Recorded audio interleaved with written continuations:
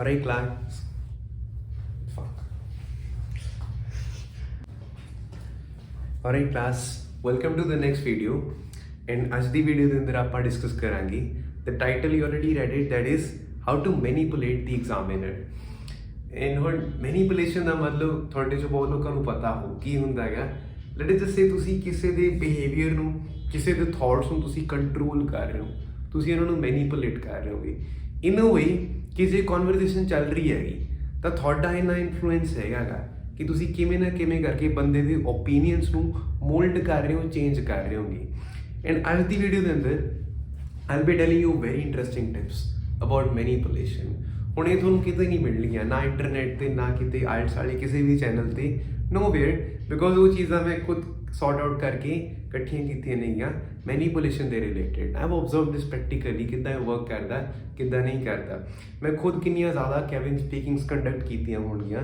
ਦੇਰ was a time when institute ਦੇ ਅੰਦਰ I used to conduct 25 or 26 speakings in a day. ਤਾਂ ਹੁਣ ਜੋ 25 ਇੱਕ ਦਿਨ ਦੀਆਂ ਹੋ ਰਹੀਆਂ ਹੁੰਦੀਆਂ ਸੀ, ਲੈਟ ਅਸ ਸੇ ਮੌਕ ਟੈਸਟ ਵਾਲੇ ਦਿਨ, ਤਾਂ ਉਦੋਂ ਮੈਂ ਖੁਦ ਕੁਝ ਪੈਟਰਨਸ ਨੋਟਿਸ ਕੀਤੇ ਨੇ ਜਿਹੜੇ ਮੇਰੇ 'ਤੇ ਵਰਕ ਕੀਤੇ ਨੇ ਕਿ ਸਟੂਡੈਂਟ ਨੇ ਆਹ ਆਨਸਰ ਬੋਲਿਆ, ਉਹਦਾ ਮਾਈਂਡ ਦੇ ਉੱਪਰ ਕੀ ਇੰਪੈਕਟ ਪਿਆ, ਜਾਂ ਫਿਰ ਆਹ ਚੀਜ਼ ਕੋਈ ਸਟੂਡੈਂਟ ਯੂਜ਼ ਕਰ ਰਿਹਾ ਹੈਗਾ ਤਾਂ ਸਾਰੇ ਟੀਚਰਸ ਸ਼ਾਇਦ ਉਹਨੂੰ ਹਲਕਾ ਜਿਹਾ ਸਕੋਰ ਉੱਪਰ ਦੇ ਦਿੰਦੇ ਨੇਗੇ, ਹਲਕਾ ਜਿਹਾ ਨੀਚੇ ਕਰ ਦਿੰਦੇ ਨੇਗੇ।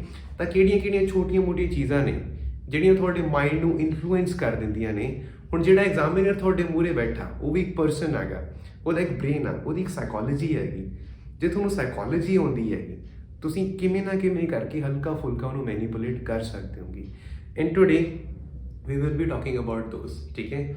ਸੋ coming to the first one, that is ਕਿ ਯੂਜੂਅਲੀ ਇੱਕ ਕੁਐਸਚਨ ਹੁੰਦਾ ਜਿਹੜਾ ਇੰਟਰੋਡਕਸ਼ਨ ਦੇ ਅੰਦਰ ਪੁੱਛਿਆ ਜਾਂਦਾ, that is are you studying or working. Question ਕੀ ਹੁੰਦਾ ਕਿ ਤੁਸੀਂ ਸਟੱਡੀ ਕਰ ਰਹੇ ਹੋ ਜਾਂ ਫਿਰ ਕੀ ਤੁਸੀਂ ਹਲੇ ਵਰਕ ਕਰ ਰਹੇ ਹੋਗੇ। ਆਹ ਵਾਲੇ ਕੁਐਸਚਨ ਦੇ ਅੰਦਰ ਆਈ ਟੈਲ ਯੂ ਸਮਥਿੰਗ ਕਿ ਅਜ਼ਿਊਮ ਕਰੋ ਪਹਿਲਾਂ ਤਾਂ ਜਿਨ੍ਹਾਂ ਨੇ ਜਿਹੜੇ GT ਦਾ ਐਗਜ਼ਾਮ ਦੇ ਰਹੇ ਨੇ ਉਹ ਤਾਂ ਓਬਵੀਅਸਲੀ ਵਰਕ ਹੀ ਕਹਿਣਗੇ, but am talking to those ਜਿਨ੍ਹਾਂ ਨੇ ਐਕੈਡੈਮਿਕ ਦਾ ਐਗਜ਼ਾਮ ਦੇਣਾ ਹੈਗਾ। ਦੈਟ ਮੀਨਸ ਤੁਸੀਂ ਉੱਥੇ ਆਨਸਰ ਕਰੋਗੇ ਕਿ ਹਲੇ ਅਸੀਂ ਸਟੱਡੀ ਕਰ ਚੁੱਕੇ ਹਾਂ, ਕੁਛ ਨਾ ਕੁਛ ਅਸੀਂ ਕੰਪਲੀਟ ਕਰ ਚੁੱਕੇ ਹਾਂ, ਕਿਸੇ ਫੋਰਨ ਕੰਟਰੀ ਦੇ ਵਿੱਚ ਜਾ ਕੇ ਅਸੀਂ ਫਰਦਰ ਸਟੱਡੀ ਕਰਨੀ ਹੈਗੀ। ਤਾਂ ਚਾਹੇ ਤੁਸੀਂ 12th ਕਲਾਸ ਕੰਪਲੀਟ ਕੀਤੀ ਹੈਗੀ, ਚਾਹੇ ਤੁਸੀਂ ਗ੍ਰੈਜੂਏਸ਼ਨ ਕੰਪਲੀਟ ਕੀਤੀ ਹੈ, ਬੈਚਲਰਸ, ਐਨੀਥਿੰਗ, ਤਾਂ ਤੁਸੀਂ ਉੱਥੇ ਕੀ ਮੈਂਸ਼ਨ ਕਰ ਰਹੇ ਹੋ, well am just a student right now, ਠੀਕ ਹੈ।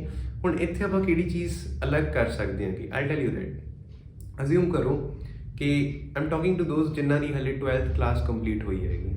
ਸੋ ਆਪਾਂ ਨੂੰ ਪਤਾ ਯੂਜੂਅਲੀ ਜਦੋਂ ਤੁਹਾਡੀ 12th ਕਲਾਸ ਕੰਪਲੀਟ ਹੁੰਦੀ ਹੈਗੀ ਤਾਂ ਜਿਹੜਾ ਤੁਹਾਡੀ ਰਿਕੁਆਇਰਮੈਂਟ ਹੁੰਦੀ ਆ ਸਕੋਰ ਦੀ, ਦੈਟ ਇਜ਼ 6 ਈਚ ਸਾਰੇ ਮੋਡਿਊਲਸ ਤੋਂ। ਦੈਟ ਇਜ਼ ਸੇ ਕਿ ਤੁਸੀਂ ਹਲੇ ਬੈਚਲਰਸ ਕੰਪਲੀਟ ਕੀਤੀ ਆ, ਯੂਜੂਅਲੀ ਸਾਰੇ ਜਿਹੜੇ ਇੱਕ ਐਵਰੇਜ ਆਪਾਂ ਡਰਾਅ ਕਰੀਏ ਤਾਂ ਰਿਕੁਆਇਰਮੈਂਟ ਕਿੰਨੀ ਹੁੰਦੀ ਹੈਗੀ 6.5, ਕਿ ਕਿਸੇ ਵੀ ਮੋਡਿਊਲ ਤੋਂ 6 ਤੋਂ ਘੱਟ ਨਹੀਂ ਹੋਣੇ ਚਾਹੀਦੇ, ਓਵਰਆਲ 6.5। ਯੂਜੂਅਲੀ ਹਰੇਕ ਕਾਲਜ ਦੀ ਅਲੱਗ-ਅਲੱਗ ਹੁੰਦੀ ਹੈਗੀ, ਬਟ ਸਟਿਲ ਆਪਾਂ ਇੱਕ ਐਵਰੇਜ ਇੱਥੇ ਡਰਾਅ ਕਰਕੇ ਚੱਲ ਰਹੇ ਹਾਂ, ਠੀਕ ਹੈ। ਹੁਣ ਇੱਥੇ ਇੱਕ ਡਿਫਰੈਂਟ ਸਿਨੈਰੀਓ ਇਮੈਜਿਨ ਕਰੋ ਕਿ ਹਾਲੇ ਤੁਸੀਂ 12th ਕਲਾਸ ਕੰਪਲੀਟ ਕੀਤੀ ਹੈਗੀ, ਬਟ ਤੁਸੀਂ ਕਿਸੇ ਵੱਡੀ ਯੂਨੀਵਰਸਿਟੀ ਦੇ ਲਈ ਅਪਲਾਈ ਕਰਨਾ, maybe university of British Columbia or anything, ਜਿਹੜੀ ਬਹੁਤ ਜ਼ਿਆਦਾ ਵੱਡੀ ਯੂਨੀਵਰਸਿਟੀ ਆ, ਕੋਈ ਡਿਗਰੀ ਕਰਨੀ ਆ ਬਾਹਰਲੀ ਕੰਟਰੀ ਜਾ ਕੇ, ਤਾਂ 12th ਕਲਾਸ ਤੋਂ ਬਾਅਦ ਦੇ ਵਿੱਚ ਵੀ ਤੁਹਾਡੀ ਰਿਕੁਆਇਰਮੈਂਟ ਕਿੰਨੀ ਹੋ ਜਾਂਦੀ ਹੈਗੀ 6.5 ਓਵਰਆਲ।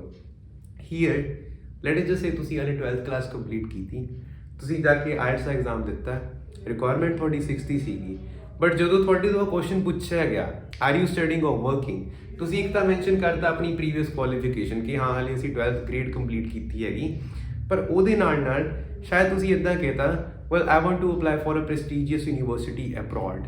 ਕਿਸੇ ਯੂਨੀਵਰਸਿਟੀ ਦਾ ਲੈਟ ਅਸ ਸੇ ਨਾਮ ਲੈਤਾ, I want to go in university of British Columbia ਜਾਂ ਫਿਰ ਯੂਨੀਵਰਸਿਟੀ ਆਫ ਟੋਰਾਂਟੋ, ਜਿਹੜੀਆਂ ਸਭ ਤੋਂ ਜ਼ਿਆਦਾ ਉੱਪਰ ਰੈਂਕ ਕਰਦੀਆਂ ਨੇਗੀਆਂ।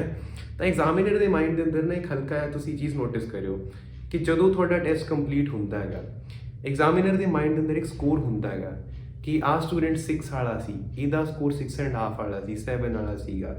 ਨੈਚੁਰਲੀ IDP ਦੇ ਐਗਜ਼ਾਮੀਨਰਸ ਟ੍ਰੇਨਡ ਹੁੰਦੇ ਨੇਗੇ ਉਹ ਸਕੋਰ ਨੂੰ ਜਸਟੀਫਾਈ ਕਰਨ ਦੇ ਲਈ, ਬਟ ਸਟਿਲ ਇੱਕ ਚੀਜ਼ ਇਮੈਜਿਨ ਕਰੋ ਕਿ ਐਜ਼ ਅ ਨਾਰਮਲ ਪਰਸਨ ਕਦੇ ਐਗਜ਼ਾਮੀਨਰ ਵੀ ਤਾਂ ਕਨਫਿਊਜ਼ ਹੁੰਦਾ ਹੈਗਾ ਨਾ ਕਿ ਯਾਰ 6 ਤੇ ਜਾਂ 6.5 ਤੇ ਹੀ ਕਿ 6 ਪਲੱਸ ਅੱਧ ਵਿਚਾਲੇ ਦਾ ਸਕੋਰ ਹੈਗਾ, ਮੈਂ ਇੱਥੇ 6 ਮਾਰਕ ਕਰਾਂ ਜਾਂ ਫਿਰ 6.5 ਮਾਰਕ ਕਰਾਂ।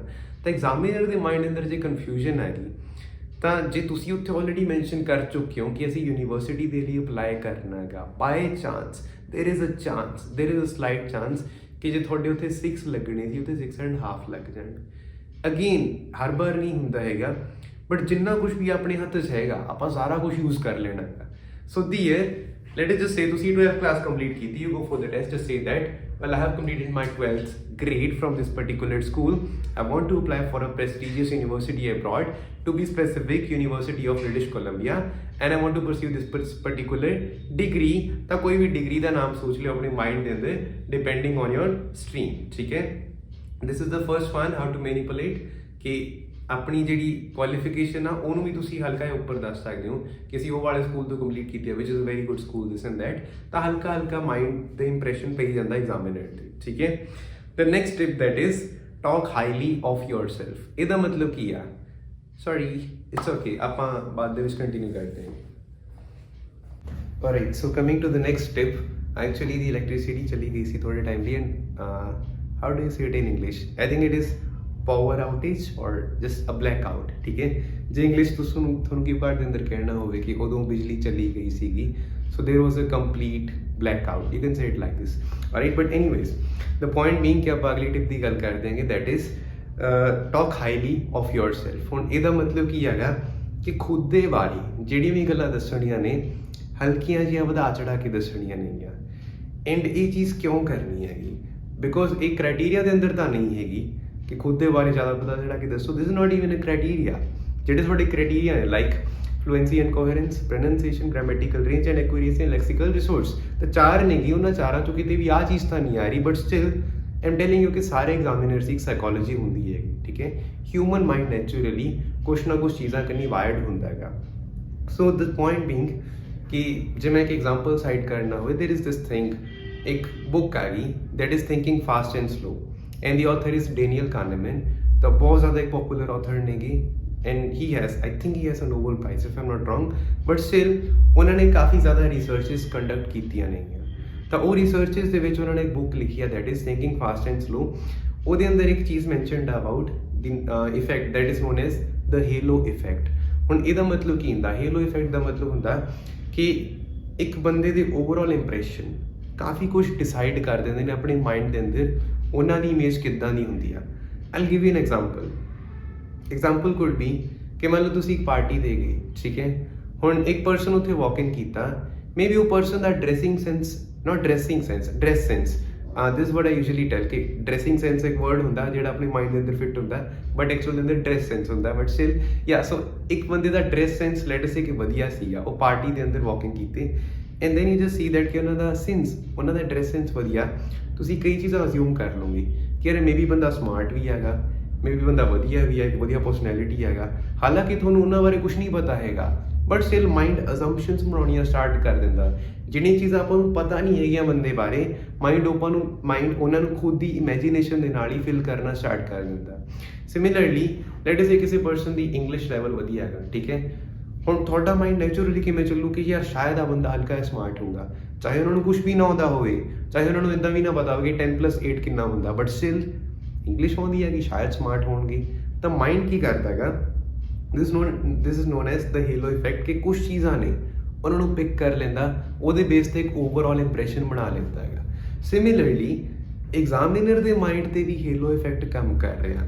ਆਲਦੋ IDP ਦੇ ਐਗਜ਼ਾਮੀਨਰਸ ਨੂੰ ਟ੍ਰੇਨ ਕੀਤਾ ਜਾਂਦਾ ਹੈਗਾ ਕਿ ਤੁਸੀਂ ਇੱਦਾਂ ਦੀਆਂ ਚੀਜ਼ਾਂ ਨੂੰ ਕੰਸੀਡਰ ਨਹੀਂ ਕਰਨਾ, ਤੁਸੀਂ ਸਿਰਫ ਗ੍ਰਾਮਰ, ਫਲੂਐਂਸੀ, ਇੱਦਾਂ ਦੀਆਂ ਚੀਜ਼ਾਂ 'ਤੇ ਹੀ ਫੋਕਸ ਕਰਨਾ ਹੈਗਾ, ਉਹਨਾਂ ਨੂੰ ਟ੍ਰੇਨ ਕੀਤਾ ਜਾਂਦਾ। ਬਟ ਸਟਿਲ ਤੁਸੀਂ ਕਿਸੇ ਨੂੰ ਕਿੰਨਾ ਮਰਜ਼ੀ ਟ੍ਰੇਨ ਕਰ ਲਓ, ਇੱਕ ਨੈਚੁਰਲ ਸਾਈਕੋਲੋਜੀ ਬ੍ਰੇਨ ਦੀ ਜਿਹੜੀ ਹੁੰਦੀ ਆ ਇੰਨੀ ਜ਼ਿਆਦਾ ਡੀਪ ਰੂਟਡ, ਜਿਹੜੀ ਹਜ਼ਾਰਾਂ ਲੱਖਾਂ ਸਾਲਾਂ ਤੋਂ ਆਪਣੇ ਅੰਦਰ ਰੂਟਡ ਹੈਗੀ, ਤਾਂ ਉਹ ਸਾਈਕੋਲੋਜੀ ਨੂੰ ਤੁਸੀਂ ਮਿਟਾ ਨਹੀਂ ਸਕਦੇ ਹੈਗੇ, ਜਿੰਨੀ ਮਰਜ਼ੀ ਟ੍ਰੇਨਿੰਗ ਕਰ ਲਓ।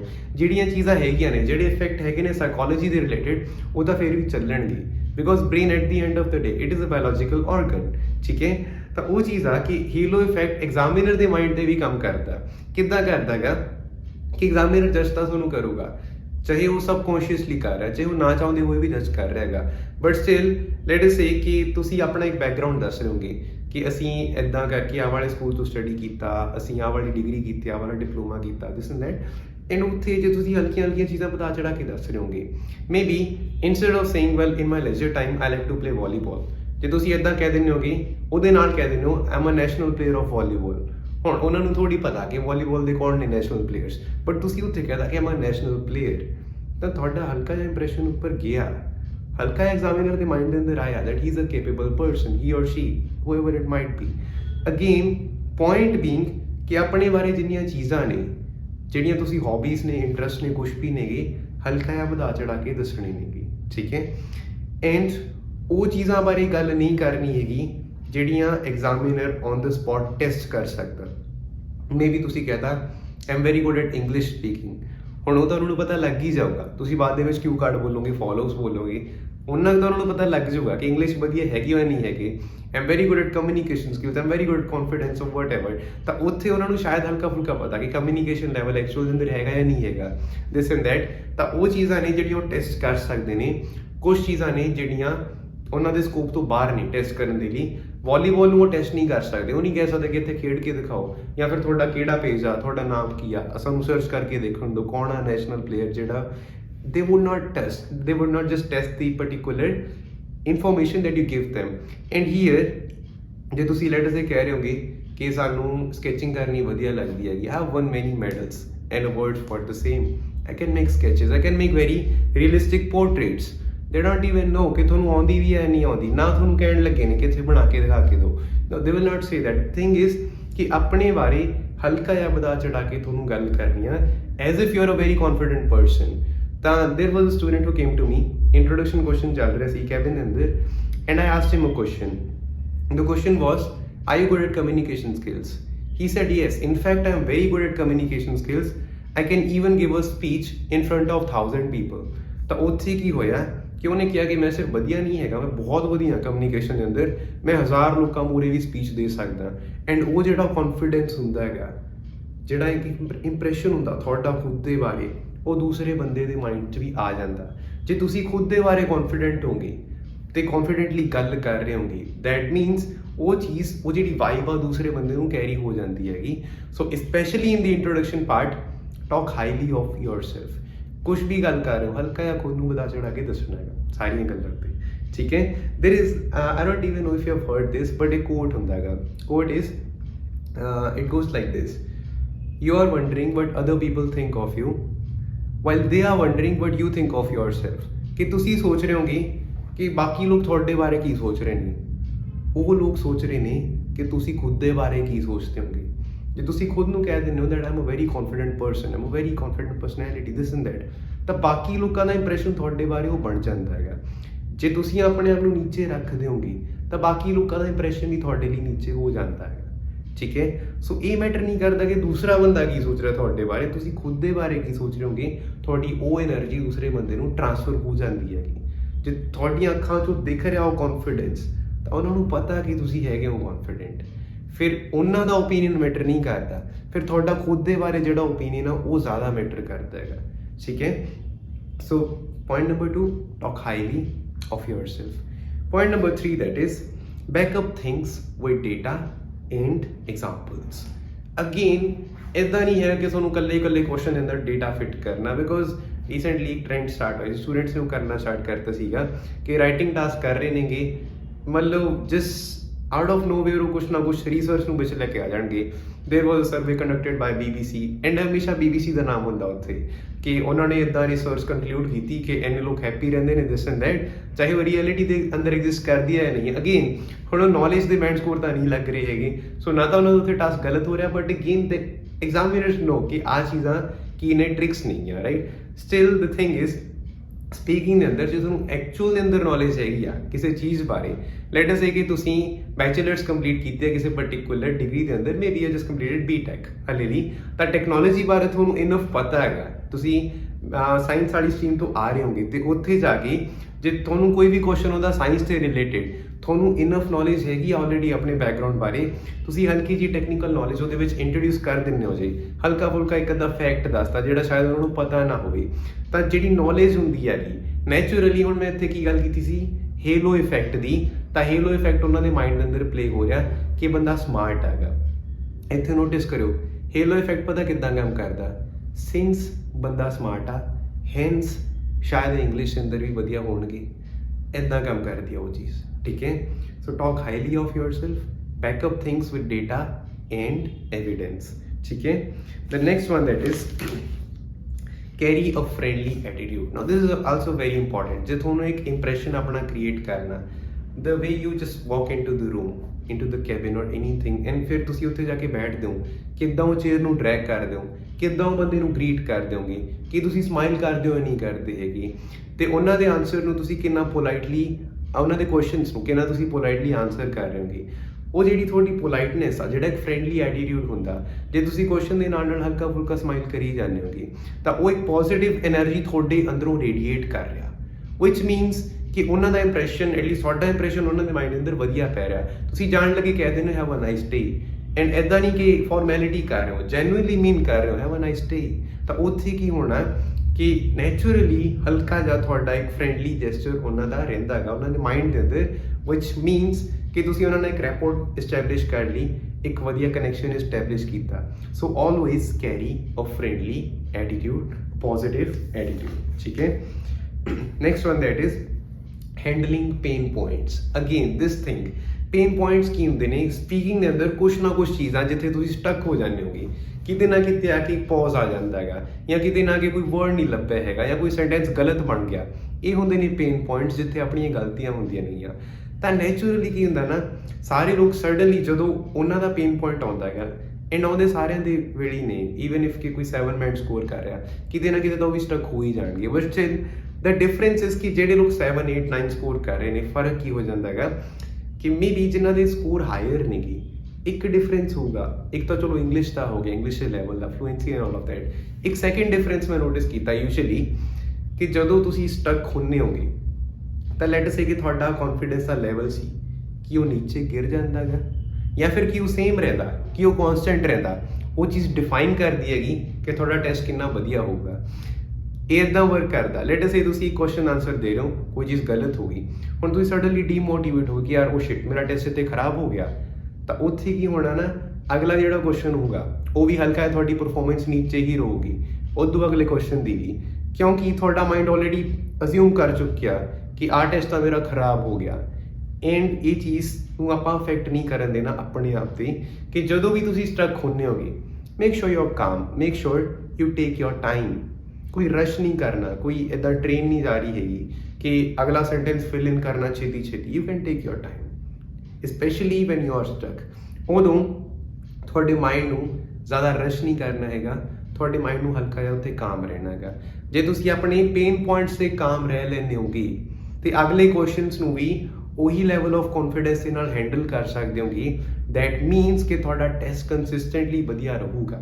ਬਿਕੋਜ਼ ਯੂਜੂਅਲੀ ਇੱਕ ਚੀਜ਼ ਹੁੰਦੀ ਹੈ ਕਿ introduction, cue card and then followups. ਮੈਂ ਜਦੋਂ ਨੋਟਿਸ ਕੀਤਾ ਕਿ ਇੰਟਰੋਡਕਸ਼ਨ ਦੇ ਅੰਦਰ ਯੂਜੂਅਲੀ ਸਾਰਿਆਂ ਦੀ ਪਰਫਾਰਮੈਂਸ ਵਧੀਆ ਹੁੰਦੀ ਹੈਗੀ, ਕਿਊ ਕਾਰਡ ਦੇ ਅੰਦਰ ਆ ਕੇ ਕਿਤੇ ਨਾ ਕਿਤੇ ਕੋਈ ਗਲਤੀ ਕਰਤੀ ਤਾਂ ਹੌਲੀ ਹੌਲੀ ਪਰਫਾਰਮੈਂਸ ਡਿਕਰੀਜ਼ ਹੁੰਦੀ ਜਾਂਦੀ ਹੈ, ਫਾਲੋਅਪਸ ਆ ਕੇ ਬਿਲਕੁਲ ਹੀ ਸਟਕ ਹੋ ਜਾਂਦੇ ਨੇਗੇ।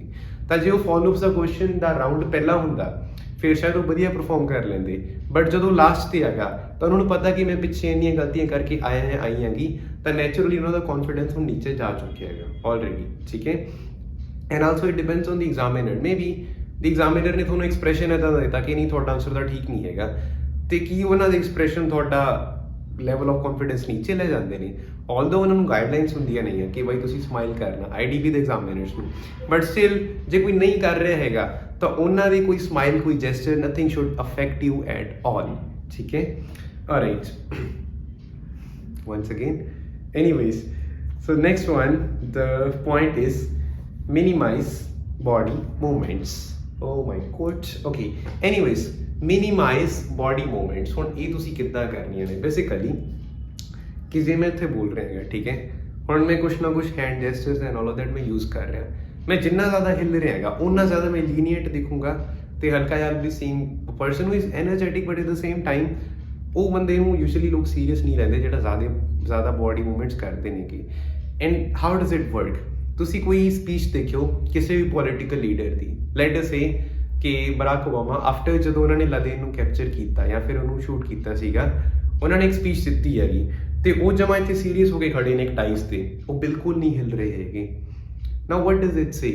ਉਹ ਪੋਲੀਟੀਕਲ ਲੀਡਰਸ ਨੇ, ਉਹਨਾਂ ਨੂੰ ਕੱਲੀ ਕੱਲੀ ਚੀਜ਼ ਪਤਾ ਕਿ ਬੋਡੀ ਲੈਂਗੁਏਜ ਵਰਕ ਕਿੱਦਾਂ ਕਰਦੀ ਆ, ਛੋਟੀਆਂ ਛੋਟੀਆਂ ਚੀਜ਼ਾਂ ਕਿੱਦਾਂ ਇੰਪੈਕਟ ਕਰਦੀਆਂ ਨੇ ਆਪਣੇ ਆਡੀਅנס ਨੂੰ।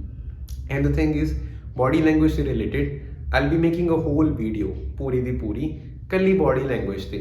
मे बी ये तो पहला अपलोड हो जाए, मे बी इस तो बाद अपलोड हो गई, because the thing is I shoot them on the same day. Like मेरा टुडे हल्का जा गला खराब हो, but still I have already shot 2 videos ते ऑलरेडी शूट प्लान्ड आ which is of body language. So the thing is कि आप बॉडी लैंग्वेज ਨੂੰ ਜਦੋਂ यूज़ कर रहे हैं, ਜੇ ਤੁਸੀਂ ਸਟੇਬਲ ਤਰੀਕੇ ਨਾਲ ਬੈਠੇ ਰਹਿੰਦੇ ਹੋਗੇ ਇੱਕ ਥਾਂ ਤੇ, ਜ਼ਿਆਦਾ ਹਿਲਦੇ ਨਹੀਂ ਹੈਗੇ, that shows that you are serious about the topic, that shows that you are a person who should be taken seriously। ਜੇ ਤੁਸੀਂ ਜ਼ਿਆਦਾ ਹੀ ਹਿੱਲੀ ਜਾਂਦੇ ਹੋ, ਫਿਜਿਟਿੰਗ ਕਰੀ ਜਾਂਦੇ ਹੋ, ਇੱਧਰ ਉੱਧਰ ਕਰੀ ਜਾਂਦੇ ਹੋਗੇ, ਤੁਸੀਂ ਹਲਕਾ ਜਿਹਾ ਐਗਜ਼ਾਮੀਨਰ ਦੇ ਮਾਈਂਡ ਦੇ ਅੰਦਰ ਉਹਨਾਂ ਦੀ ਸੀਰੀਅਸਨੈਸ ਘਟੀ ਜਾਂਦੀ ਹੈਗੀ ਤੁਹਾਨੂੰ ਲੈ ਕੇ, ਠੀਕ ਹੈ। ਸੋ make sure that you minimize your body movements, but this thing and many more things body language ਦੇ ਅੰਦਰ I'll be coming up with the whole video, alright। next that is fluency and grammar especially। now the thing is ਆਪਾਂ ਨੂੰ ਪਤਾ ਕਿ criteria ਤਾਂ 4 ਨੇ, fluency ਹੋ ਗਿਆ, grammatical range and accuracy and all of that, but still 4 ਜਿਹੜੀ criteria ਨੇਗੇ ਉਹਨਾਂ ਚੋਂ ਇਫ ਆਈ ਟੈਲ ਯੂ ਕਿ ਆਈਡੀਪੀ ਤੁਹਾਨੂੰ ਕੀ ਕਹੂਗਾ ਕਿ ਆ ਸਾਰੇ ਇਕੁਅਲੀ ਇੰਪੋਰਟੈਂਟ ਨੇਗੇ, ਤਾਂ ਇਹਦੇ 4 ਨੇਗੇ, ਸਾਰਿਆਂ ਦੀ ਇੰਪੋਰਟੈਂਸ ਕਿੰਨੀ ਆ 25%। ਜਦੋਂ ਮੈਂ ਬਿਗਿਨਰ ਵਾਲੀਆਂ ਕਲਾਸਿਸ ਲਾਈਆਂ ਸੀਗੀਆਂ, ਮੈਂ ਤੁਹਾਨੂੰ ਕੀ ਕਿਹਾ ਸੀਗਾ ਕਿ ਸਾਰਿਆਂ ਦੀ ਇੰਪੋਰਟੈਂਸ 25% ਹੁੰਦੀ ਹੈ, ਸਾਰੇ ਇਕੁਅਲੀ ਇੰਪੋਰਟੈਂਟ ਹੁੰਦੇ ਨੇ। ਉਦੋਂ ਮੈਂ ਤੁਹਾਨੂੰ ਆਹ ਚੀਜ਼ ਨਹੀਂ ਦੱਸੀ ਬਿਕੋਜ਼ ਉਦੋਂ ਤੁਹਾਡੇ ਮਾਈਂਡ ਦੇ ਉੱਪਰ ਬਿਗਿਨਰ ਕਲਾਸਿਸ ਦੇ ਅੰਦਰ ਇੰਨਾ ਜ਼ਿਆਦਾ ਬਰਡਨ ਹਾਲੇ ਨਹੀਂ ਸੀ ਪਾਉਣਾ ਹੈਗਾ। But still the thing that I have observed personally is that ਕੁਝ ਚੀਜ਼ਾਂ ਨੇ ਜਿਹੜੀਆਂ ਇੱਕ ਦੂਜੇ ਨਾਲੋਂ ਜ਼ਿਆਦਾ ਮੈਟਰ ਕਰਦੀਆਂ ਨੇ, ਐਂਡ ਐਗਜ਼ਾਮੀਨਰ ਚਾਰੇ ਕ੍ਰਾਈਟੇਰੀਆ ਇੱਕੋ ਹੀ ਟਾਈਮ ਤੇ ਪ੍ਰੋਸੈਸ ਨਹੀਂ ਕਰ ਸਕਦਾ। ਆਈਲ ਗਿਵ ਐਨ ਐਗਜ਼ਾਮਪਲ। ਐਗਜ਼ਾਮੀਨਰ ਸੋਚ ਰਿਹਾ ਕਿ ਅੱਛਾ ਫਲੂਐਂਸੀ ਵਧੀਆ ਹੈਗੀ, ਐਕੂਰੇਸੀ ਵਧੀਆ, ਉਹ ਇਹਨਾਂ ਨੇ ਆਹ ਵਾਲਾ ਵਰਡ ਯੂਜ਼ ਕੀਤਾ, ਆਹ ਵਾਲਾ ਵਰਡ ਇੱਥੇ ਸਹੀ ਤਰੀਕੇ ਨਾਲ ਯੂਜ਼ ਹੋਇਆ, ਲੈਕਸੀਕਲ ਰਿਸੋਰਸ ਇਹਨਾਂ ਦਾ ਵਧੀਆ ਹੈਗਾ, ਬਟ ਜੇ ਤਿੰਨੇ ਚਾਰੇ ਚੀਜ਼ਾਂ ਉਹਨਾਂ ਦੇ ਮਾਈਂਡ ਦੇ ਅੰਦਰ ਚੱਲੀ ਜਾ ਰਹੀਆਂ ਨੇ ਤਾਂ ਸਾਰੀਆਂ ਚੀਜ਼ਾਂ ਆਪਣੇ ਮਾਈਂਡ 'ਚ ਕੈਰੀ ਕਰ ਰਹੀਆਂ। Grammatical range at the same time ਕੱਲਾ ਸੈਂਟੈਂਸ ਗਿਣਨਾ ਕਿ ਕੰਪਾਊਂਡ ਹੈ ਜਾਂ ਕੰਪਲੈਕਸ ਹੈਗਾ, nobody can do that all at once. ਤਾਂ ਐਗਜ਼ਾਮੀਨਰ ਦਾ ਮਾਈਂਡ ਵੀ ਹਲਕਾ ਲਿਮਿਟਡ ਹੁੰਦਾ ਹੈਗਾ। ਨੈਚੁਰਲੀ ਆਪਣਾ ਬ੍ਰੇਨ ਸਾਇੰਟੀਫਿਕਲੀ ਮਲਟੀਟਾਸਕਿੰਗ ਨਹੀਂ ਕਰ ਸਕਦਾ ਹੈਗਾ। ਸਾਇੰਟੀਫਿਕਲੀ ਚਾਹੇ ਉਹ ਕੋਈ ਆਈਡੀਪੀ ਦਾ ਐਗਜ਼ਾਮੀਨਰ ਹੋਵੇ ਜਾਂ ਕੁਛ ਮਰਜ਼ੀ ਹੋਵੇ, ਕੋਈ ਮਲਟੀਟਾਸਕਿੰਗ ਨਹੀਂ ਕਰ ਸਕਦਾ ਹੈਗਾ। ਤਾਂ ਉਹਨਾਂ ਦਾ ਬ੍ਰੇਨ ਇੱਕੋ ਹੀ ਟਾਈਮ ਤੇ 10 ਜਗ੍ਹਾ ਤੇ ਫੋਕਸ ਨਹੀਂ ਰਹਿ ਸਕਦਾ ਹੈਗਾ। ਤਾਂ ਕੀ ਹੁੰਦਾ ਨਾ, ਯੂਜੂਅਲੀ ਇੱਕ ਪੈਟਰਨ ਹੁੰਦਾ ਕਿ ਐਗਜ਼ਾਮੀਨਰ ਇੱਕ ਜਾਂ ਦੋ ਚੀਜ਼ਾਂ ਨੂੰ ਜ਼ਿਆਦਾ ਨੋਟਿਸ ਕਰਦੇ ਨੇ, ਨਾ ਚਾਹੁੰਦੇ ਹੋਏ ਵੀ ਸਬਕੌਂਸ਼ੀਅਸਲੀ ਵੀ ਉਹਨੂੰ ਜ਼ਿਆਦਾ ਨੋਟਿਸ ਕਰਦੇ ਨੇ। ਕਿਹਨੂੰ? ਨੰਬਰ 1 ਇਜ਼ ਫਲੂਐਂਸੀ, ਕਿ ਤੁਹਾਡਾ ਇੱਕ ਓਵਰਆਲ ਕੀ ਸੀਗੀ, ਕਿੰਨੇ ਜ਼ਿਆਦਾ ਪੌਜ਼ ਆਏ ਨੇ, ਕਿੰਨੇ ਘੱਟ ਆਏ ਨੇ। The second 1 is grammatical accuracy. ਇੱਥੇ ਮੈਂ ਰੇਂਜ ਦੀ ਗੱਲ ਨਹੀਂ ਕਰ ਰਿਹਾ ਹੈਗਾ, grammatical range simple compound and complex sentence no, this is accuracy which is different, ਕਿ ਗ੍ਰਾਮੈਟੀਕਲੀ ਤੁਹਾਡੇ ਸੈਂਟੈਂਸਸ ਕਰੈਕਟ ਕਿੰਨੇ ਜ਼ਿਆਦਾ ਨੇਗੇ। This what I have observed is that students ਜਿਹੜੇ ਮੇਰੇ ਕੋਲ ਆਏ ਨੇ ਜਿਨ੍ਹਾਂ ਦੀ ਵੋਕੈਬਲਰੀ ਜਮਾਂ ਠੀਕ ਠਾਕ ਸੀਗੀ, ਲਾਈਕ ਨਾਟ ਈਵਨ ਕਿ ਕਦੇ ਵਰਡ ਦਾ ਯੂਜ਼ ਗਲਤ ਹੋ ਜਾਂਦਾ ਸੀਗਾ, ਜਿਨ੍ਹਾਂ ਦੀ ਪ੍ਰੋਨਾਂਸੀਏਸ਼ਨ ਵੀ ਹਲਕੀ ਜੀ ਡਿਫਰੈਂਟ ਹੁੰਦੀ ਸੀ ਬਾਕੀ ਜਿਹੜੀ ਐਕਚੁਅਲ ਪ੍ਰੋਨਾਂਸੀਏਸ਼ਨ ਉਸ ਤੋਂ, ਬਟ ਸਟਿਲ ਉਹਨਾਂ ਦਾ ਗ੍ਰਾਮਰ ਵਧੀਆ ਸੀ, ਉਹਨਾਂ ਦੀ ਫਲੂਐਂਸੀ ਵਧੀਆ ਸੀਗੀ, ਉਹ ਜ਼ਿਆਦਾ ਪੌਜ਼ ਲੈ ਕੇ ਨਹੀਂ ਸੀ ਬੋਲਦੇ ਹੈਗੇ, ਉਹਨਾਂ ਦੇ ਪੈਂਟਸ ਕੋਲ ਈਜ਼ੀਲੀ ਆ ਜਾਂਦੇ ਸੀਗੇ। But the thing that I have observed again, this is my personal experience, ਕਿ ਲੈਟ ਅਸ ਸੇ ਕਈਆਂ ਦੀ ਫਲੂਐਂਸੀ ਵਧੀਆ ਨਹੀਂ ਸੀ ਹੈਗੀ, ਗ੍ਰਾਮੈਟੀਕਲ ਐਕੂਰੇਸੀ ਘੱਟ ਸੀ, ਪ੍ਰੋਨਾਂਸੀਏਸ਼ਨ ਸਾਰੇ ਕਿਤੇ ਵਧੀਆ ਹੁੰਦੇ ਨੇਗੇ, ਰਾਈਟ, ਕੋਹਰੈਂਸ ਪਾਰਟ ਬਹੁਤ ਵਧੀਆ, ਕਿ ਟੌਪਿਕ ਅਰੇਂਜ ਪੂਰੀ ਵਧੀਆ ਤਰੀਕੇ ਨਾਲ ਕੀਤਾ ਹੋਇਆ ਹੈਗਾ, ਲੈਕਸੀਕਲ ਰਿਸੋਰਸ ਹੈਗੇ ਨੇ, ਵਰਡਸ ਆਉਂਦੇ ਵੀ ਨੇ, ਵਰਡ ਸਹੀ ਜਗ੍ਹਾ ਤੇ ਯੂਜ਼ ਵੀ ਕਰ ਲੈਂਦੇ ਨੇਗੇ। ਨਾਓ ਦੈਟ ਥਿੰਗ ਇਜ਼ ਕਿ ਉਹਨਾਂ ਦੇ ਬਾਕੀ 2 ਜਾਂ 3 ਕ੍ਰਾਈਟੇਰੀਆ ਵਧੀਆ ਹੁੰਦੇ ਸੀਗੇ, ਬਟ ਉਹਨਾਂ ਦੇ ਸਕੋਰ ਨੈਚੁਰਲੀ ਹਲਕੇ ਘੱਟ ਰਹਿ ਜਾਂਦੇ ਸੀਗੇ। ਸੋ ਮੇਰੇ ਮਾਈਂਡ ਦੇ ਅੰਦਰ I think that fluency and coherence, not even coherence, fluency and grammatical accuracy, ਆਹ 2 ਚੀਜ਼ਾਂ ਨੇ ਜਿਹੜੀਆਂ ਜ਼ਿਆਦਾ ਮੈਟਰ ਕਰਦੀਆਂ ਨੇਗੀਆਂ as compare to other criteria. On paper ਸਾਰਿਆਂ ਦੀ ਵੈਲਿਊ 25% ਹੈਗੀ ਚਾਰੇ ਕ੍ਰਾਈਟੇਰੀਆ ਦੀ, ਬਟ ਰਿਐਲਿਟੀ ਹਮੇਸ਼ਾ ਡਿਫਰੈਂਟ ਹੁੰਦੀ ਆ ਪੇਪਰ ਨਾਲੋਂ। ਕੋਈ ਵੀ ਚੀਜ਼ ਪਰਫੈਕਟਲੀ ਕੰਮ ਨਹੀਂ ਕਰ ਸਕਦੀ ਰਿਐਲਿਟੀ ਦੇ ਅੰਦਰ, ਠੀਕ ਹੈ। Alright, next one that is do not vomit out the speech, enunciate each and every word clearly। ਇਹਦਾ ਮਤਲਬ ਕੀ ਆਇਆ ਕਿ ਕਦੇ ਇੱਦਾਂ ਹੁੰਦਾ ਕਿ ਤੁਸੀਂ ਕੋਈ ਇੰਸਟੀਟਿਊਟ ਜੁਆਇਨ ਕਰ ਲਿਆ, ਠੀਕ ਹੈ, ਤੁਸੀਂ ਉੱਥੇ ਜਾ ਕੇ ਪ੍ਰੈਪਰੇਸ਼ਨ ਕਰਨ ਲੱਗ ਗਏ, ਐਂਡ ਤੁਹਾਨੂੰ ਪਤਾ ਲੱਗੂਗਾ ਯਾਰ ਆਹ ਕੁਐਸਚਨ ਦਾ ਸੇਮ ਹੀ ਨੇ ਜਿਹੜੇ ਡੇਲੀ ਪੁੱਛੇ ਜਾਂਦੇ ਨੇਗੇ, ਤੁਹਾਡਾ ਨੇਮ ਹੋ ਗਿਆ, ਹੋਮ ਟਾਊਨ ਹੋ ਗਿਆ, ਹੌਬੀਜ਼ ਹੋ ਗਿਆ, ਤਾਂ ਨੈਚੁਰਲੀ ਜਦੋਂ ਚੀਜ਼ਾਂ ਡੇਲੀ ਆਉਂਦੀਆਂ ਨੇਗੀਆਂ ਤੁਸੀਂ ਕੋਈ ਵੀ ਕਿਉਂ ਕੱਟ ਸਟਾਰਟ ਕਰਦੇ ਹੋ, ਹਮੇਸ਼ਾ ਇੱਦਾਂ ਸਟਾਰਟ ਕਰਦੇ ਹੋ, today I would like to talk about a person this and that, ਤਾਂ ਉਹ ਸੈਂਟੈਂਸ ਤੁਸੀਂ ਡੇਲੀ ਬੋਲ ਰਹੇ ਹੋਗੇ, ਤਾਂ ਉਹ ਚੀਜ਼ਾਂ ਆਪਣੀ ਮਾਈਂਡ ਦੇ ਅੰਦਰ ਜਦੋਂ ਫਿੱਟ ਹੋ ਜਾਂਦੀਆਂ ਨੇ ਨਾ, ਆਪਾਂ ਕੀ ਕਰਦੇ ਆਪਾਂ ਇੱਦਾਂ ਬੋਲਣ ਲੱਗ ਜਾਂਦੇ ਜਿਵੇਂ ਆਪਣੇ ਸਾਰੇ ਰੱਟੇ ਲੱਗੇ ਹੁੰਦੇ ਨੇ। ਚਾਹੇ ਕੋਈ ਸਟੂਡੈਂਟ ਆ ਜਿਹਦੀ ਇੰਗਲਿਸ਼ ਲੈਵਲ ਬਹੁਤ ਜ਼ਿਆਦਾ ਵਧੀਆ ਸੀਗਾ, ਈਵਨ ਉਹ ਸਟੂਡੈਂਟ ਵੀ ਕੀ ਕਰਦੇ ਨੇਗੇ ਕਿ ਇੱਦਾਂ ਸਾਊਂਡ ਕਰਦੇ ਨੇ ਐਜ਼ ਇਫ ਕਿ ਉਹਨਾਂ ਨੇ ਸਾਰਾ ਕੁਝ ਰੱਟਾ ਲਾਇਆ ਹੋਇਆ ਹੈਗਾ।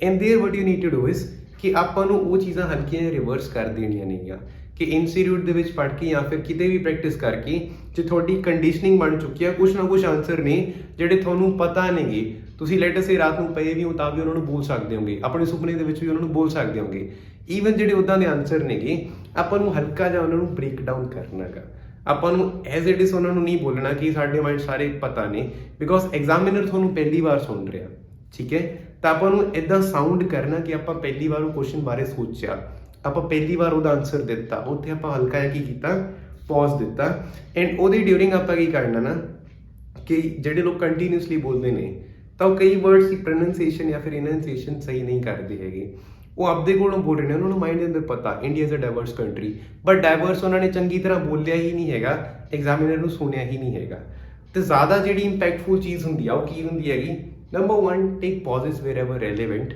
ਆਪਣੀ ਸਪੀਡ ਹਲਕੀ ਜੀ ਘਟਾ ਦਿਓ ਜਿੱਥੇ ਤੁਹਾਨੂੰ ਆਨਸਰ ਪਤਾ ਨਹੀਂ ਚੰਗੀ ਤਰ੍ਹਾਂ ਨੰਬਰ 2 ਕਿ ਤੁਹਾਡਾ ਇਨੰਸੀਏਸ਼ਨ ਪਾਰਟ ਸਟਰੋਂਗ ਹੋਣਾ ਚਾਹੀਦਾ ਹੈਗਾ ਕਿ ਇੱਦਾਂ ਨਹੀਂ ਕਰਨਾ ਕਿ ਤੁਹਾਡੇ ਵਰਡਸ ਤੁਸੀਂ ਮੰਬਲ ਕਰ ਰਹੇ ਹੋਗੇ ਦੂਜੇ ਬੰਦੇ ਨੂੰ ਸੁਣ ਹੀ ਨਹੀਂ ਰਿਹਾ ਹੈਗਾ ਐਂਡ ਸਮ ਪੀਪਲ ਦੇ ਡੂ ਇਟ ਕਿ ਉਹ ਕੀ ਕਰਨਗੇ ਨਾ ਆਨਸਰ ਨਹੀਂ ਪਤਾ ਹੈਗਾ ਤਾਂ ਹਲਕਾ ਜਿਹਾ ਉਹਨੂੰ ਅਨਕਲੀਅਰ ਤਰੀਕੇ ਦੇ ਨਾਲ ਬੋਲਣ ਲੱਗ ਜਾਣਗੇ ਜਿਵੇਂ ਆਈ ਡੋਨਟ ਨੋ ਕਿ ਸਾਈਕੋਲੋਜੀ ਕਿਉਂ ਹੁੰਦੀ ਹੈ ਸਟੂਡੈਂਟਸ ਦੀ ਕਿ specially and also when they are writing ਤਾਂ ਉੱਥੇ ਕੀ ਹੁੰਦਾ ਨਾ ਕਿ ਲਿਖ ਰਹੇ ਨੇਗੇ ਆ ਟਾਸਕ ਨਹੀਂ ਹੁੰਦਾ ਹੈਗਾ ਤਾਂ ਗੰਦੀ ਹੈਂਡ ਰਾਈਟਿੰਗ 'ਚ ਲਿਖਤਾ ਕਿ ਇਹਨੂੰ ਕੌਣ ਹੀ ਚੈੱਕ ਕਰੂਗਾ ਤਾਂ ਸ਼ਾਇਦ ਟੀਚਰ ਇੱਦਾਂ ਹੀ ਟਿਕ ਲਾ ਦੂਗਾ this is not the case ਠੀਕ ਹੈ ਲਿਖ ਲਓ ਜੇ ਨਾ ਲਿਖਿਆ ਹੈ ਨਾ ਸਹੀ ਤਰੀਕੇ ਨਾਲ ਲਿਖ ਲਓ ਤਾਂ ਉਹ ਚੈੱਕ ਤਾਂ ਉਹ ਕਰਨਗੇ ਹੀ ਠੀਕ ਹੈ at the same time in the speaking specially in the speaking I wood just say that ਕਿ ਤੁਸੀਂ ਮੰਬਲ ਕਰਕੇ ਆਪਣੇ ਵਰਡਸ ਨੂੰ ਅਨਕਲੀਅਰਲੀ ਬੋਲ ਕੇ ਕੁਝ ਵੀ ਲੁਕਾ ਨਹੀਂ ਸਕਦੇ ਹੈਗੇ ਉਹਨਾਂ ਤੋਂ ਯੂ ਨੀਡ ਟੂ ਇਨੰਸੀਏਟ ਇਟ ਚਾਹੇ ਗਲਤ ਬੋਲ ਦੋ ਦੈਟ ਇਜ਼ ਬੈਟਰ ਕੌਨਫੀਡੈਂਟਲੀ ਗਲਤ ਬੋਲ ਦੋ that is better than that ਠੀਕ ਹੈ ਨੈਕਸਟ ਵਨ ਇਟ ਇਜ਼ ਹਾਂ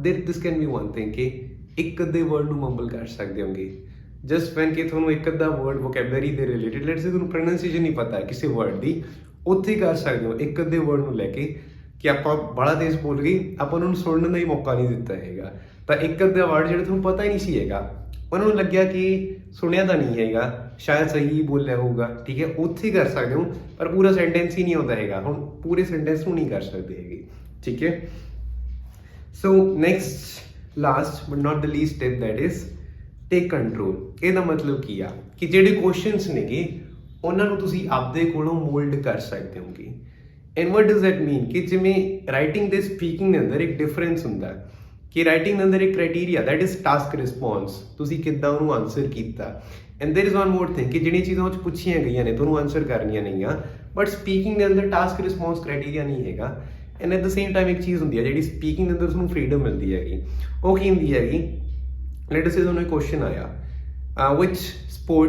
what kind of sports are popular in our country the options are golf or baseball ਤਾਂ golf ਤੇ baseball ਤੋਂ ਇੱਕ ਚੀਜ਼ ਚੂਜ਼ ਕਰੋ ਜਿਹੜੀ ਤੁਹਾਡੀ ਕੰਟਰੀ ਦੇ ਅੰਦਰ ਪਪੂਲਰ ਹੈਗੀ ਮੇ ਵੀ ਤੁਸੀਂ ਕਹਿਣਾ ਚਾਹੁੰਦੇ ਹੋ ਕਿ ਯਾਰ ਕੋਈ ਵੀ ਪਪੂਲਰ ਨਹੀਂ ਹੈਗੀ ਦੋਨਾਂ ਚੋਂ ਤੁਸੀਂ ਉਹ ਚੀਜ਼ ਕਹਿ ਸਕਦੇ ਹੋਗੇ ਲੈਟ ਅਸ ਸੇ ਤੁਹਾਨੂੰ ਕੁਐਸਚਨ ਆ ਗਿਆ how often do you read books ਤੁਸੀਂ ਕਿੰਨਾ ਆਫਨਲੀ ਬੁੱਕਸ ਰੀਡ ਕਰਦੇ ਹੋ ਜੇ ਤੁਸੀਂ ਕਹਿਣਾ ਹੋਵੇ ਅਸੀਂ ਤਾਂ ਰੀਡ ਹੀ ਨਹੀਂ ਕਰਦੇ ਹੈਗੇ ਕੁਐਸਚਨ ਦੇ ਅੰਦਰ ਆਲਰੇਡੀ ਪ੍ਰੀ ਕਨਸੀਵਡ ਆ ਕਿੰਨਾ ਰੈਗੂਲਰਲੀ ਮਤਲਬ ਕੁਐਸਚਨ ਪੁੱਛ ਰਿਹਾ ਕਿ ਤੁਸੀਂ ਰੀਡ ਤਾਂ ਕਰਦੇ ਹੋਗੇ ਪਰ ਕਿੰਨਾ ਰੈਗੂਲਰਲੀ ਹੁਣ ਜੇ ਤੁਹਾਨੂੰ ਕਹਿਣਾ ਹੋਵੇ ਕਿ ਅਸੀਂ ਨਹੀਂ ਪੜ੍ਹਦੇ books you can say that speaking ਦੇ ਅੰਦਰ ਤੁਹਾਨੂੰ ਫਰੀਡਮ ਮਿਲਦੀ ਹੈਗੀ ਐਂਡ ਇਹ ਫਰੀਡਮ ਨੂੰ ਆਪਾਂ ਯੂਜ਼ ਕਰਨਾ ਨੰਬਰ 1 ਕੁਐਸਚਨਸ ਨੂੰ ਆਪਾਂ ਆਪਣੇ ਅਕੋਰਡਿੰਗ ਮੋਲਡ ਕਰ ਲੈਣਾ ਜਿਹੜਾ ਆਨਸਰ ਤੁਸੀਂ ਉੱਥੇ ਦੇਣਾ ਚਾਹੁੰਦੇ ਹੋਗੇ ਇਹਦਾ ਮਤਲਬ ਇਹ ਨਹੀਂ ਕਿ ਆਪਾਂ ਕਿਸੇ ਕੁਐਸਚਨ ਤੋਂ ਆਪਾਂ ਬਚ ਰਹੇ ਹਾਂਗੇ ਆਪਾਂ ਖੁਦ ਦਾ ਕੰਟੈਂਟ ਬੋਲ ਰਹੇ ਹਾਂ ਇਹਦਾ ਮਤਲਬ ਹੈਗਾ ਕਿ ਆਪਾਂ ਖੁਦ ਦੇ ਕੰਟੈਂਟ ਬਾਰੇ ਸ਼ੋਰ ਆਪਾਂ ਕੌਨਫੀਡੈਂਟ ਆਂਗੇ ਐਗਜ਼ਾਮੀਨਰ ਨੂੰ ਵੀ ਹਲਕਾ ਲੱਗਣਾ ਚਾਹੀਦਾ ਨਾ ਕਿ ਯਾਰ ਇਹਨਾਂ ਦੇ ਆਨਸਰ ਓਰੀਜਨਲ ਨੇਗੇ ਕਿ ਜਿਹੜਾ ਕੁਝ ਮੈਂ ਪੁੱਛਿਆ ਬਿਲਕੁਲ ਉਹੀ ਵਰਡਿੰਗ ਦੇ ਅੰਦਰ ਇਹਨਾਂ ਨੇ ਆਨਸਰ ਨਹੀਂ ਕੀਤਾ ਇਹਨਾਂ ਨੇ ਕੁਐਸਚਨ ਨੂੰ ਹੀ ਡਿਫਾਈ ਕਰਤਾ ਤਾਂ ਇਹਦਾ ਕੀ ਮਤਲਬ ਆ ਕਿ ਸੋਚ ਕੇ ਬੋਲ ਰਹੇ ਨੇ ਇਹਨਾਂ ਕੋਲ ਦਿਮਾਗ ਹੈਗਾ ਇਸ ਮੂਮੈਂਟ ਤੇ ਇਹਨਾਂ ਦਾ ਫੋਕਸ ਇਹ ਨਹੀਂ ਹੈ ਕਿ ਇੰਗਲਿਸ਼ ਤੇ ਇਕੱਠੀ ਕਰਕੇ ਇੱਥੇ ਬੋਲਣੀ ਹੈਗੀ at the same time they are also willing to give sensible answers ਮਤਲਬ ਕਈ ਕੁਐਸਚਨਸ ਨੇ ਜਿਨ੍ਹਾਂ ਨੂੰ ਇਹ ਆਪਣੇ ਕੋਲੋਂ ਮੋਲਡ ਕਰਕੇ ਬੋਲਦੇ ਹੁੰਦੇ ਨੇਗੇ ਠੀਕ ਹੈ ਨੰਬਰ 2 ਕਿ ਬਾਈ ਚਾਂਸ ਤੁਹਾਨੂੰ ਆਨਸਰ ਬਾਰੇ ਘੱਟ ਪਤਾ ਹੈਗਾ instead of just staying on the topic you can go around the question ਠੀਕ ਹੈ ਇੱਕ ਤਾਂ ਹੁੰਦਾ ਮੇਨ ਕੁਐਸਚਨ ਜਿਹੜਾ ਤੁਹਾਡੇ ਤੋਂ ਪੁੱਛਿਆ ਗਿਆ ਮੇਨ ਕੁਐਸਚਨ ਕੀ ਹੋਇਆ ਸੀਗਾ let us just say that how often do you watch movies ਤਾਂ ਹੁਣ ਕੁਐਸਚਨ ਕਿਹਦਾ ਬਾਰੇ ਮੂਵੀਜ਼ ਬਾਰੇ ਤੁਸੀਂ ਕਹਿੰਦਾ well I like to watch movies regularly let us say once a week usually I watch a movie a single movie or something like that and then the examiner asks can you name a movie which you have watched recently ਤਾਂ ਇੱਕ movie ਦਾ ਨਾਮ ਦੱਸੋ ਜਿਹੜੀ ਤੁਸੀਂ recently ਹਲੇ ਦੇਖੀ ਹੈਗੀ। ਹੁਣ ਜੇ ਤੁਹਾਨੂੰ ਇਹਦੇ ਬਾਰੇ ਘੱਟ ਪਤਾ ਹੈਗਾ ਤਾਂ ਤੁਸੀਂ ਇੱਕ ਲਾਈਨ ਲੈਟਰ ਸੇ ਬੋਲੀ ਕਿ well the movies name is 3 Idiots and I watched it last month. ਤੁਸੀਂ ਆਹ ਵਾਲੀ ਲਾਈਨ ਬੋਲਤੀ ਕਿ 3 Idiots ਲਾਸਟ ਮੰਥ ਦੇਖੀ ਸੀ। ਮੇਬੀ ਜੇ ਤੁਹਾਨੂੰ ਜ਼ਿਆਦਾ ਡਿਸਕ੍ਰਾਈਬ ਕਰਨਾ ਉੱਥੇ, ਆਲਦੋ ਇੱਥੇ 2 ਲਾਈਨਾਂ ਪੂਰੀਆਂ ਹੁੰਦੀਆਂ, ਬਟ ਸਟਿਲ ਜ਼ਿਆਦਾ ਡਿਸਕ੍ਰਾਈਬ ਕਰਨਾ। ਹੁਣ ਤੁਹਾਨੂੰ ਕੁਐਸਚਨ ਬਾਰੇ ਐਗਜ਼ੈਕਟਲੀ ਘੱਟ ਪਤਾ, but go around the topic. On that day I was very sick, I was at my home. Ki mention ਕੀਤਾ, ਅਸੀਂ ਬਿਮਾਰ ਸੀ, ਅਸੀਂ ਆਪਣੇ ਘਰੇ ਬੈਠੇ ਸੀਗੇ। ਤਾਂ ਇਹ ਚੀਜ਼ ਕੁਐਸਚਨ ਦੇ ਨਾਲ ਰਿਲੇਟਡ ਨਹੀਂ ਹੈਗੀ ਕਿ ਕੁਐਸਚਨ ਦਾ ਪੁੱਛ ਰਿਹਾ ਮੂਵੀ ਦਾ ਨਾਮ। ਤੁਸੀਂ ਕਿਹਾ ਆਹ ਮੂਵੀ ਹੈਗੀ, ਜਿੱਦਣ ਆਹ ਮੂਵੀ ਦੇਖੀ ਅਸੀਂ ਬਿਮਾਰ ਸੀ, ਅਸੀਂ ਘਰੇ ਬੈਠੇ ਸੀਗੇ, ਸਾਡੇ ਦੋਸਤ ਨੇ ਸਾਨੂੰ ਪੈਨ ਡਰਾਈਵ ਦੇ ਅੰਦਰ ਆਹ movie you can say send ਕੀਤੀ ਸੀਗੀ and then you can just say it ਕਿ ਇੱਦਾਂ ਕਰਕੇ ਉਹ ਵਾਲੀ ਕੰਡੀਸ਼ਨ ਦੇ ਅੰਦਰ ਉਹਦੇ ਨੇ ਆਹ ਵਾਲਾ ਵੈਦਰ ਸੀਗਾ, ਉਹਦੇ ਨੇ ਇੱਕ ਰੇਨੀ ਡੇ ਸੀਗਾ, ਉਹ ਮੂਵੀ ਨੂੰ ਬਹੁਤ ਜ਼ਿਆਦਾ ਇੰਜੋਏ ਕੀਤਾ। ਜਾਂ ਫਿਰ ਉਹ ਮੂਵੀ ਨੇ ਮੇਰੇ ਮਾਈਂਡ 'ਤੇ ਬਹੁਤ ਜ਼ਿਆਦਾ ਇੰਪੈਕਟ ਕ੍ਰੀਏਟ ਕੀਤਾ ਕਿ ਮੈਨੂੰ ਪ੍ਰੈਕਟੀਕਲ ਐਜੂਕੇਸ਼ਨ ਦੀ ਵੈਲਿਊ ਉੱਥੇ ਸਮਝ ਆ ਗਈ ਉਹ ਮੂਵੀ ਦੇਖ ਕੇ। ਨਾਓ ਦ ਪੁਆਇੰਟ ਬੀਇੰਗ ਕਿ ਜਿਹੜਾ ਤੁਹਾਡਾ ਕੁਐਸਚਨ ਸੀਗਾ, ਤੁਸੀਂ ਕੁਐਸਚਨ ਨੂੰ ਐਡਰੈਸ ਕਰਕੇ ਹਲਕਾ ਜਿਹਾ ਕੁਐਸਚਨ ਦੇ ਅਰਾਊਂਡ ਚਲੇ ਗਏ। So what you can do is while you mould the question you can also go around the topic. Topic ਤੋਂ ਬਾਹਰ ਹੀ ਨਹੀਂ ਜਾਣਾ ਹੈਗਾ, ਬਟ ਟੌਪਿਕ ਨੂੰ ਹਲਕਾ ਫੁਲਕਾ ਤੁਸੀਂ ਉਹਦੇ ਅਰਾਊਂਡ ਕੁਛ ਨਾ ਕੁਛ ਉਹਦੇ ਬਾਰੇ ਗੱਲ ਕਰ ਸਕਦੇ ਹੋਗੇ। ਸੋ these are the things which you can use to manipulate the examiner, and that is it for today's video. Thank you.